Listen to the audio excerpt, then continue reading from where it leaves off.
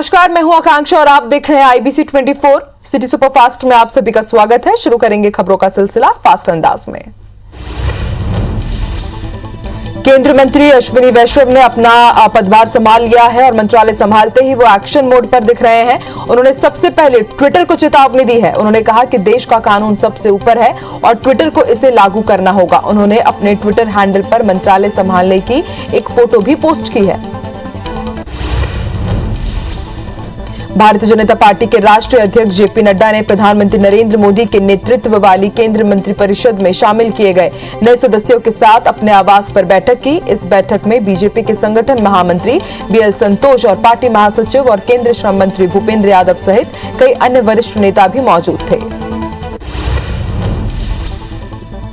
Modi cabinet में मनसुख मंडाविया को स्वास्थ्य मंत्रालय की जिम्मेदारी दी गई है। आज मनसुख ने दिल्ली में स्वास्थ्य एवं परिवार कल्याण मंत्री का पदभार ग्रहण किया। इसके पहले इस पद पर डॉक्टर हर्षवर्धन थे।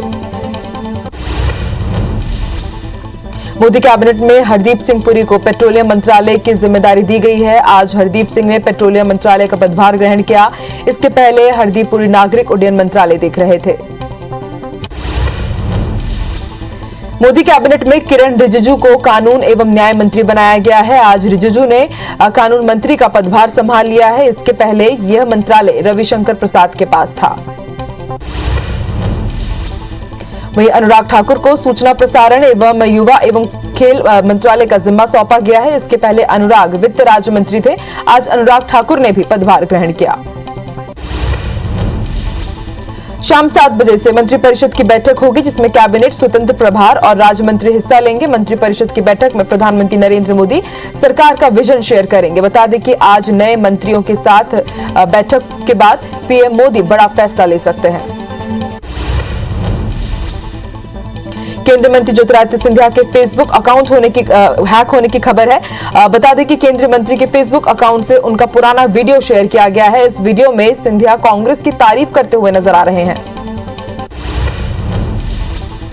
पेरिस में भारत सरकार की 20 संपत्तियां सीज करने की खबर पर वित्त मंत्रालय ने स्टेटमेंट जारी किया है। वित्त मंत्रालय के मुताबिक भारत सरकार को इस मामले में अभी फ्रेंच कोर्ट से कोई नोटिस नहीं मिला है। सरकार इस मामले में तथ्यों की जांच कर रही है और उसी के मुताबिक कानूनी प्रक्रिया के तहत इस पर आगे बढ़ा जाएगा।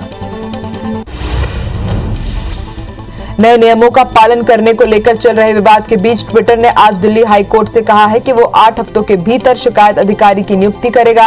ट्विटर ने कोर्ट को यह भी बताया कि वो आईटी नियमों के अनुपालन के लिए भारत में एक संपर्क कार्यालय स्थापित करने की प्रक्रिया में है। यह कार्यालय उनका स्थायी होगा। राजस्थान में राजनीतिक संकट से उबरने के लिए गहलोत सरकार ने एक बड़ा फैसला लिया है। गहलोत सरकार ने विधान परिषद के गठन को मंजूरी दे दी है। इसे अब गहलोत सरकार का मास्टर स्ट्रोक माना जा रहा है। सरकार की तरफ से विधानमंडल बनाकर ज्यादा मंत्री बनाए जाएंगे। इससे सरकार अंदरूनी असंतोष को खत्म करने की कोशिश करेगी। दिग्गज अभिनेता नसीरुद्दीन शाह अस्पताल से ठीक होकर घर लौट चुके हैं। बेटे विवान ने घर वापसी की तस्वीर सोशल मीडिया में शेयर की। 70 साल के नसीरुद्दीन शाह को पिछले मंगलवार को मुंबई के खार हिंदुजा अस्पताल में भर्ती कराया गया था। पत्नी रत्ना पाठक शाह ने बताया कि उनके फेफड़े में छोटा पैच है और अब सब कंट्रोल में है। हिमाचल प्रदेश के 6 बार मुख्यमंत्री रहे कांग्रेस के दिग्गज नेता वीरभद्र सिंह का निधन हो गया है। आज सुबह करीब 4 बजे शिमला में उन्होंने आखिरी सांस ली। वीरभद्र ने 2 बार कोरोना को हराया था। 9 बार विधायक और 5 बार सांसद रह चुके वीरभद्र सिंह यूपीए सरकार में भी केंद्रीय कैबिनेट मंत्री रहे हैं। प्रधानमंत्री नरेंद्र मोदी ने हिमाचल प्रदेश के पूर्व सीएम वीरभद्र सिंह के निधन पर शोक व्यक्त किया। उन्होंने कहा कि वीरभद्र सिंह जी का लंबा राजनीतिक जीवन था। उनके पास समृद्ध प्रशासनिक और विधायी अनुभव था। उन्होंने हिमाचल प्रदेश में महत्वपूर्ण भूमिका निभाई और राज्य के लोगों की सेवा की। उनके निधन से दुखी हूं। उनके परिवार और समर्थकों के प्रति संवेदना। नई दिल्ली में लोधी रोड पर स्थित एसबीआई के हेडक्वार्टर में गुरुवार सुबह आग लग गई। ये आग पार्किंग एरिया के इलेक्ट्रॉनिक रूप में लगी। आग लगने के बाद धुआं का गुब्बार उड़ता देख सभी अधिकारी बिल्डिंग से तुरंत बाहर आ गए। दमकल की 5 गाड़ियां मौके पर पहुंच गई और आग पर काबू पाया गया। फिलहाल अब कूलिंग का काम जारी है। टेनिस चैंपियनशिप विंबलडन में जोकोविच 9वीं बार सेमीफाइनल में पहुंच गए हैं। सर्बिया के वर्ल्ड नंबर 1 जोकोविच ने क्वार्टर फाइनल में हंगरी के मार्टिन फुक्सोविक्स को हराया। जोकोविच करियर में 5 बार विंबलडन खिताब जीत चुके हैं। विंबलडन टेनिस चैंपियनशिप में बड़ा उलटफेर हुआ है। 20 बार के ग्रैंड स्लैम चैंपियन स्विट्जरलैंड के रोजर फेडरर क्वार्टर फाइनल से बाहर हो गए हैं। फेडरर को 14वीं सीड पोलैंड के हुबर्ट हुर्केज ने हरा दिया है। फेडरर करियर में 13वीं बार विंबलडन क्वार्टर फाइनल खेल रहे थे। मंगू भाई छगन भाई पटेल ने आज मध्य प्रदेश के राज्यपाल पद की शपथ ली। आज मध्य प्रदेश के 30वें राज्यपाल के रूप में उन्होंने शपथ ली।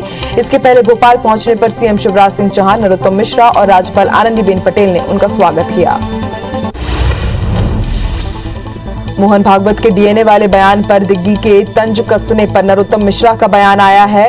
नरोत्तम मिश्रा ने कहा कि भागवत जी राष्ट्रवाद और दिग्विजय अलगाववाद की बात करते हैं। लव जिहाद विधेयक उन्हीं के लिए आया है जो लव को जिहाद की तरफ लेकर जाते हैं। दरअसल आरएसएस प्रमुख के हिंदू मुस्लिम के डीएनए वाले बयान पर सियासत तेज हो गई है। मंत्री विश्वास सारंग ने मोहन भागवत के डीएनए वाले बयान का समर्थन किया है। उन्होंने भागवत पर दिग्विजय सिंह के बयान पर पलटवार करते हुए कहा कि दिग्विजय सिंह की हैसियत नहीं है कि वो मोहन भागवत पर कोई भी टिप्पणी करे। प्रदेश में आगामी नगरीय निकाय चुनाव से पहले शिवराज सरकार ने मास्टर स्ट्रोक खेला है। मध्य प्रदेश की 6,846 अवैध कॉलोनी को वैध करने का फैसला लिया गया है। कॉलोनियों के वैध होने से लाखों लोगों को फायदा होगा। इन कॉलोनी में विकास कार्य हो सकेंगे। यहाँ रहने वाले होम लोन के साथ ही निगम से अब अपने मकानों का नक्शा भी पास करवा सकेंगे। ज्योतिरादित्य सिंधिया को केंद्र में मंत्री बनाए जाने के बाद ग्वालियर से कांग्रेस के विधायक सतीश सिकरवार ने बड़ा बयान दिया है। सतीश सिकरवार ने कहा है कि अब चंबल में वर्चस्व की लड़ाई शुरू हो गई है। सिंधिया और नरेंद्र सिंह तोमर के कार्यकर्ता अपने नेता के वर्चस्व की लड़ाई लड़ेंगे क्योंकि दोनों ही नेता चंबल से संबंध रखते हैं। बस्तर सांसद दीपक बैच और पूर्व सांसद दिनेश कश्यप के बीच जुबानी जंग तेज हो गई है। दिनेश कश्यप के सरकार की वादा खिलाफी और दोबारा कांग्रेस की सरकार आने पर अपने कान कटवा लेने वाले बयान पर बैच ने पलटवार किया है। दीपक बैच ने कहा कि 15 साल सरकार में रहने के बाद बस्तर ही नहीं बल्कि प्रदेश में बीजेपी की स्थिति पर पार्टी की नाक कट चुकी है।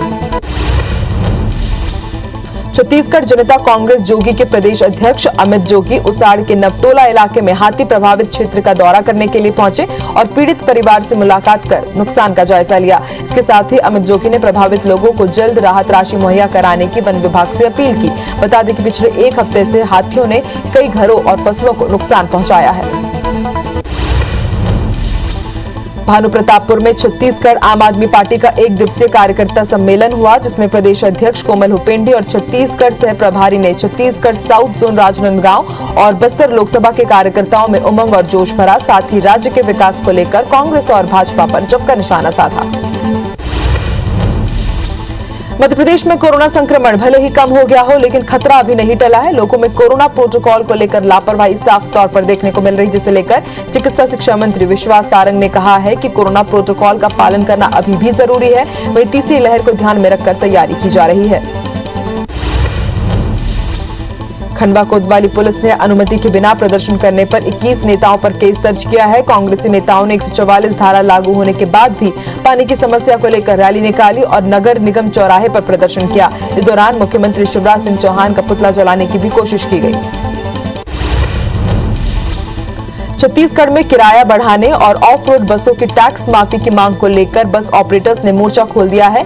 रायपुर में बस स्टैंड से संचालकों ने रैली निकाली। इस दौरान पुलिस से झूमा झटकी भी हुई। 13 जुलाई से बसें नहीं चलाने का भी ऑपरेटरों ने ऐलान किया है। रायगढ़ में दुकानों के सामने खड़ी गाड़ियों पर ट्रैफिक पुलिस के द्वारा लॉक लगाने को लेकर गुरुवार को कारोबारियों ने जमकर हंगामा किया। कारोबारियों ने पुलिस की कार्रवाई को गलत बताते हुए नारेबाजी कर विरोध जताया। बता दें कि ट्रैफिक व्यवस्था दुरुस्त कराने के लिए यातायात विभाग ने शहर के मार्केट में डिवाइडर लगाया है।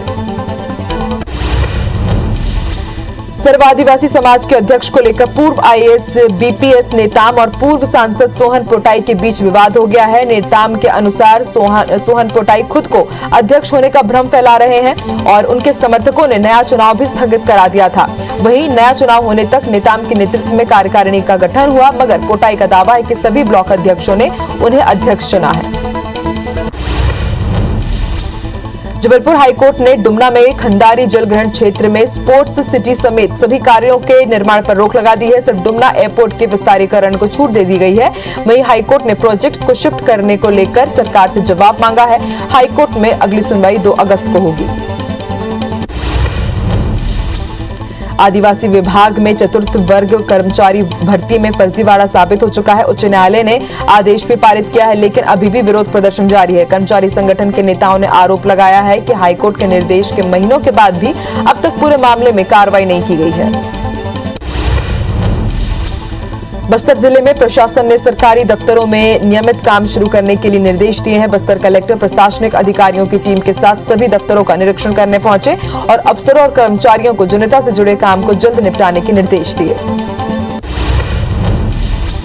जशपुर कलेक्टर महादेव काबरे इन दिनों शिक्षक की भूमिका में दिख रहे हैं। स्कूली बच्चों में पढ़ाई के प्रति उत्साह बढ़ाने के लिए मोहल्ला क्लास की शुरुआत की गई है और खुद बच्चों के बीच जाकर वो उन्हें पढ़ा रहे हैं और पढ़ने के लिए प्रेरित कर रहे हैं। छत्तीसगढ़ के डीजीपी डीएम अवस्थी के निर्देश का असर दिखने लगा है। सूरजपुर एसपी भावना गुप्ता ने ऐसे पुलिस वालों को लाइन अटैच कर दिया है जिनके विरुद्ध विभागीय जांच और आपराधिक प्रकरण दर्ज हैं। मुरैना में एक दिल दहलाने वाला मामला सामने आया है। कैलारस थाना इलाके में गुलपुरा गांव में एक महिला की धारदार हथियार से हत्या कर दी गई। सूचना मिलने पर पुलिस ने शव को पोस्टमार्टम के लिए भेज दिया है और जांच शुरू कर दी गई है। महिला के परिजनों ने ससुराल पक्ष पर हत्या का आरोप लगाया है।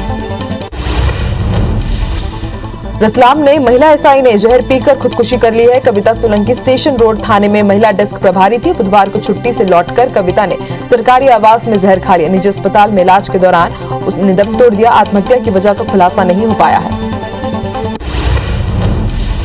बिलासपुर जिले के सीपत थाना क्षेत्र के नीरतो गांव में करंट लगने से 1 साल के बच्चे की मौत हो गई है। दरअसल हादसे के वक्त बच्ची का पिता घर से बाहर था और बच्ची की मां सो रही थी। इसी दौरान घर के कूलर से बच्ची को करंट लग गया, जहां बलौदा अस्पताल में बच्ची को मृत घोषित कर दिया गया। धार में 8 साल के बच्चे पर तेंदुआ ने हमला कर दिया है। घटना खोदरा गांव की है। घर के बाहर माता पिता के साथ मासूम सो रहा था। उसी दौरान देर रात तेंदुआ बच्चे को उठाकर ले गया। सूचना मिलने पर वन विभाग और पुलिस की टीम मौके पर पहुंची। बिलासपुर के एनटीपीसी सीपत प्लांट के यूनिट नंबर 5 के बॉयलर में ब्लास्ट हो गया। इससे 500 मेगावाट का यूनिट ठप हो गया है। हादसे में पेंट हाउस की छत को भी नुकसान पहुंचा है। वहीं प्लांट प्रबंधन मामला दबा रहा है। महू की कंचन विहार कॉलोनी में गैस की टंकी फटने से कई लोग घायल हो गए हैं। सभी घायलों को इलाज के लिए हॉस्पिटल में भर्ती कराया गया है। घटना के बाद प्रशासन और पुलिस की टीम मौके पर पहुंची और जांच में जुट गई। भोपाल के इतवारा में कंजर समुदाय ने एक बार फिर विवाद किया है। आसपास के घरों पर शराब की बोतलें और पत्थर मारकर नुकसान पहुंचाया गया। इन लोगों ने गाड़ियों पर भी लाठी डंडे बरसाए। घटना के बाद तलैया और मंगलवारा पुलिस के साथ डीआईजी भी मौके पर पहुंचे। हालांकि कंजर समुदाय पर आए दिन विवाद करने के आरोप लगते रहे हैं। सिंगरौली के देवसर जनपद पंचायत के बेलगांव में दबंगई देखने को मिली। सरई में दबंगों ने सरकारी रोड को खोद दिया है। गांव में तनाव के हालात के बीच लोगों ने सरई थाने में इसकी शिकायत कर दी। बरसों से बनी सड़क पर दबंग राजेंद्र प्रसाद जायसवाल ने ट्रैक्टर चलवा दिया। सरकारी जमीन पर बनी सड़क के टूटने से ग्रामीणों को अब आने जाने में परेशानी हो रही है। मुरैना के वैक्सीनेशन सेंटर में कोरोना गाइडलाइन की जमकर धज्जियां उड़ी। सेंटर पर उमड़ी भीड़ को काबू करने के लिए पुलिस बल बुलानी पड़ गई। इस दौरान वैक्सीनेशन कराने आए लोगों और पुलिस में विवाद भी देखने को मिला। मामला वीआईपी रोड स्थित सीएमएचओ कार्यालय का है। भोपाल के मंगलवारा थाना क्षेत्र में कल रात 9 बजे मसाला कारोबारी अमित शुक्ला से चेन लूटकर बदमाश फरार हो गए। 3 युवकों ने पैदल गुजर रहे कारोबारी के गले से 80,000 कीमत की सोने की चेन झपटकर फरार हो गए। फरियादी ने तत्काल थाना पहुंचकर एफआईआर दर्ज कराई है। सीसीटीवी में कैद तस्वीरों की जांच के साथ पुलिस जांच में जुट गई है। महासमुंद जिले के थाना पिथौरा इलाके के 2 बेरोजगार को नौकरी दिलाने के नाम पर ठगी की गई है। ठगों ने पीड़ितों के मोबाइल में नौकरी पक्की होने का मैसेज भेजकर रजिस्ट्रेशन और सुरक्षा निधि के नाम पर हजारों रुपए की ठगी की। पीड़िता की शिकायत पर आरोपी दिल्ली निवासी अशोक अग्रवाल के खिलाफ पिथौरा थाने में केस दर्ज कराया गया है। रायपुर में एटीएम में गड़बड़ी कर पैसे निकालने वाला गैंग सक्रिय है। गैंग के लोग फेविक्विक लगाकर एटीएम में गड़बड़ी करते हैं और एटीएम में फंसे पैसे निकाल लेते थे। आरोपी 2 जुलाई से 5 जुलाई तक करीब 15 वारदात को अंजाम दे चुके हैं। उरला थाने में शिकायत के बाद भी पुलिस ने मामला दर्ज नहीं किया है। भोपाल पुलिस 500 से ज्यादा यानी 3 करोड़ के वाहन चोर गिरोह की तलाश कर रही है। दरअसल भोपाल में 173 दिन में वाहन चुराने वाले 5,60,000 के नामी चोरों की जानकारी जुटाई जा रही है। इनके ठिकानों में पोस्टर चिपकाए जा रहे हैं। पुलिस ने वाहन चोरी के 67 डार्क स्पॉट नोटिस किए हैं। वाहन चोरों की सीसीटीवी तस्वीरों को मिलाकर कोलाज भी बनाया जा रहा है। बलरामपुर में बाल विवाह को पुलिस और चाइल्ड लाइन की टीम ने रुकवा दिया है। मामला वाड्रफ नगर क्षेत्र के ग्राम पंचायत मुरकौल का है, जहां एक परिवार अपनी नाबालिग बेटी को ले जाकर ग्राम मुरकौल में शादी करवा रहा था। पुलिस को जब इसकी सूचना मिली, पुलिस ने मौके पर पहुंचकर शादी को रुकवाया। मंडला जिले में एएसआई उदय सिंह सयाम पानी को तरसते हुए गांव को अपने खर्चे से सुबह शाम मुफ्त पानी दे रहे हैं। नारायणगंज के बनार गांव में बैगा और आदिवासी परिवार पानी की समस्या से जूझ रहे हैं। गांव में नल जल योजना भी किसी के काम की नहीं है। तिलवारा थाने में पदस्थ एएसआई बोर कराकर गांव के अब 200 परिवारों की मदद कर रहे हैं। कोरबा जिले के पसान वन परिक्षेत्र के खोडरे गांव में हाथी ने जमकर उत्पात मचाया है। हाथियों ने गांव में ग्रामीण के घर तोड़फोड़ की और घर में रखे महुए की शराब को भी पी गया। बालोद जिला स्थित दल्लीराजहरा वन परिक्षेत्र में हाथियों ने कई मकानों को तोड़ दिया है। हाथियों ने बिलोदा के पास गन्ने की फसल को भी नुकसान पहुंचाया है। फेंसिंग तार और सीमेंट के खंभों को भी उखाड़ दिया गया। दंतेल के उत्पात से ग्रामीणों में दहशत का माहौल है। वन विभाग ने मंगलतराई, मथेना और बोहारडी गांव में अलर्ट जारी कर दिया है। पत्थल गांव में हाथियों ने उत्पात मचाकर 4 किसानों के घरों को नुकसान पहुंचाया। हाथियों ने तपकरा क्षेत्र के 2 गांव, इसके अलावा पुटली और जंगल कोना में भी नुकसान पहुंचाया है और घरों में रखे अनाज को खा गए। उत्पात मचाने वाला 4 हाथियों का दल ओडिशा से इस गांव में पहुंचा है। कवर्धा में लाखों की लागत से बना सरदार पटेल ग्राउंड लापरवाही की भेंट चढ़ गया है। ग्राउंड के वॉलीबॉल और बास्केटबॉल के खराब होने से अब खिलाड़ी निराश है। ग्राउंड की गुणवत्ता ही निर्माण को लेकर विरोध भी हुआ था, लेकिन अब तक सुधार नहीं किया गया। कबीरधाम जिले में भी अब सफारी जू होगा। शहर से लगभग 10 किलोमीटर दूर भोरमदेव अभ्यारण्य से लगे गांव में सरकारी जमीन तय की गई है, जहां 110 हेक्टेयर यानी कि लगभग 275 एकड़ में जंगल सफारी और जू बनेगा। पूरा प्रोजेक्ट लगभग 50 करोड़ की लागत से तैयार किया जाएगा। इसके लिए 3 महीने से काम जारी है। राजधानी रायपुर में 2 दिनों तक जमकर बारिश हुई, जिसके चलते तापमान में गिरावट दर्ज की गई है। 2 दिन की गर्मी और उमस के बाद रायपुर में कल से जो बारिश हुई उसने काफी ठंडक पहुंचाई है। 4 घंटे की बारिश के चलते तापमान में 3 से 4 डिग्री की गिरावट दर्ज की गई। वहीं शहर के कई इलाकों में घरों में पानी घुसने से लोगों की परेशानी बढ़ गई है। मध्य प्रदेश में आज से 11 जुलाई के बीच अच्छी बारिश की संभावना जताई जा रही है। बंगाल की खाड़ी में सिस्टम के चलते मध्य प्रदेश में आज भी बारिश होने की संभावना है। बता दें कि कल देर रात भी राजधानी भोपाल समेत मध्य प्रदेश के कई जिलों में जमकर बारिश हुई। और इसी के साथ इस बुलेटिन में फिलहाल इतना ही। देश और दुनिया की तमाम खबरों के लिए आप देखते रहिए IBC 24। नमस्कार।